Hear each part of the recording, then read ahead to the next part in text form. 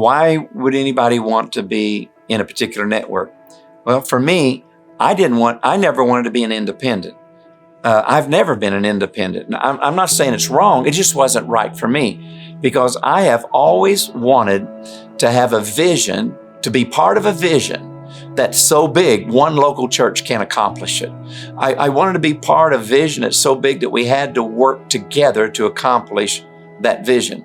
I wanted to be a part of something that there'd be community, there'd be accountability, and if there's a problem, you would have somewhere to go, that the leaders above you could help you work through maybe a situation in your church where you're at loggerheads with some of the leadership. They think they're right, you think you're right, and if there's nowhere else to go, it seems like you become like a little dictator with no accountability, and I never wanted that for myself. And there were times in my experiences, both in the Baptist church and in the Vineyard movement, that it proved very, very helpful to be able to say to people that I was asking to be submitted to my leadership as I'm trying to hear from God and follow God, that they would know that I too am under authority, and I too am accountable. And in case there is a blind spot in myself, and I don't see it, as others, as others bring this issue up, it will cause the leadership to look more carefully if it's a repeated thing. I work with Roman Catholics, I work with Lutherans, I work with Reformed, I work with Charismatics, I work with Pentecostals, I work with holiness people, I work with Calvinists, I work with Arminians, I work with Lutherans.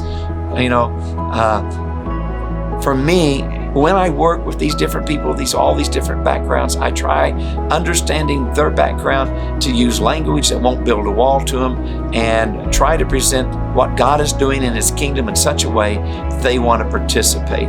And when I talk to someone, it doesn't take very long to recognize the Spirit of God in them. That's where we have our unity. Our unity is in Jesus, not in the way we do things. I'm just so grateful for Randy and Tom, and I know that they've sacrificed a lot of their family time over the years to pour into so many people. But honestly, if it wasn't for people like them, I'd probably still be in the same church I was in.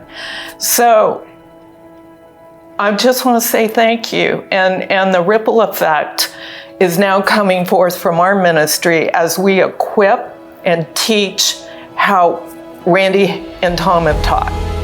So yeah, it's meant everything to me. We came from a place where there's a lot of family and connectivity. And we were moving, looking for a new family, and when we got in touch with Global and went to GSI, we felt like that's where we belonged. And there's a place where you build relationships, and there are various locations, et cetera, and you connect with people who have common values. In my personal life, it's when we come to these conferences, you see people that you haven't seen for a long time, and there's just an automatic connection.